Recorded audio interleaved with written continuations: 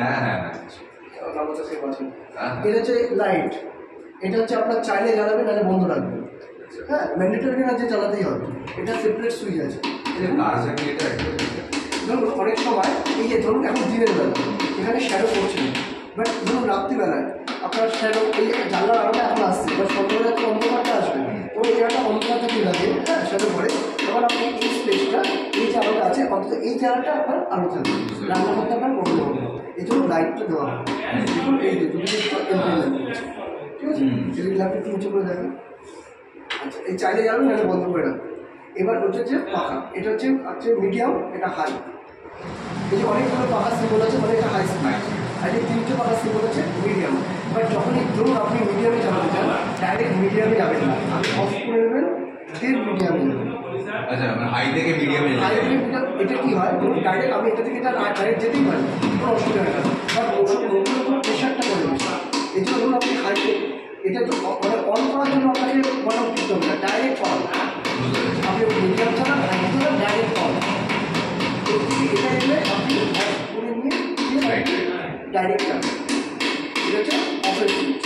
অনেক সুইচ আপনি ডাইরেক্ট করবেন, অফের সুইচ এটা দিন, লাইটের সুইচ বাকি এটা অটো ক্লিপ, এটা আপনার কিছু করতে হবে না।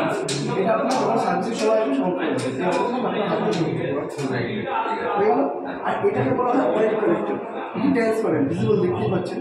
এই কানেক্টরের মধ্যে ওয়াইডটা কানেক্ট হবে, যখন জাস্ট এটা ভর্তি হয়ে আসবে জাস্ট লাগে ফ্রিজের ট্রেন মতো আস্তে করে কন্টেনারটা এভাবে খুললেন। আচ্ছা আচ্ছা, ঠিক আছে, এর মধ্যে একটু জল আসছে, এটা জানি দেখতে হবে, ঠিক আমি জল তলায় কিন্তু জল পড়বে। হ্যাঁ, জলের লাইন বন্ধ করা আছে, মনে বন্ধ আছে, একটু জল দিয়ে রাখ, এর মধ্যে একটু জল দিয়ে রাখবেন পরে। এই সামান্য ওখানে কি জলের লাইনটা বন্ধ করা আছে, জলটা এরপর তেলের মধ্যে চলবে, তাহলে ভাসবে, এর গায়ে লাগবে না, ভাতটা কি বন্ধ করতে ইজি হবে। মানে জল দিয়ে কি রেখে দেবো সবসময়? হ্যাঁ, জল দিয়ে রাখলে করতে পারছি না, পড়বে তো এর মধ্যে পড়বে তেলটা, বডিতে লাগবে না, জলের উপর ভাসবে। আর আপনি যদি জলটা না লাগান গায়ের মধ্যে লাগবে, তো পরিষ্কার করতে আমি তো জল দিয়ে রেখে দেবো সবসময়, ঠিক আছে। ওটা কিন্তু খোলা আছে, তাহলে জলটা যেন তলায় না পড়ে। হ্যাঁ, বাস পড়বে না, ও ছাপ করে আসলে একটু পড়বে, আর সেটা পড়ুক, আমার পড়লে ওই তলাটা এগিয়ে হচ্ছে, ওই জলটা মুছে যাবে। আর এই জলটা বাইরে ফেলে দেবো। জলটা কি আছে বলে তেলটা জলের মধ্যে পড়বে, তেলটা জলের মধ্যে 6-7 ফোঁটা পড়েছে নিচে জল, আছে, ওটা কিছু নেই। এই যে জলটা দিলাম দেখলেন তো, তাহলে কি হলো, তেলটা এর মধ্যে পড়বে, আপনার এটা ভাসবে, তাহলে এটা পরিষ্কার করতে ইজি হবে। আর যদি জলটা না রাখেন গায়ের মধ্যে লাগবে, চিটচিট ব্যাপারটা হয়ে যাবে।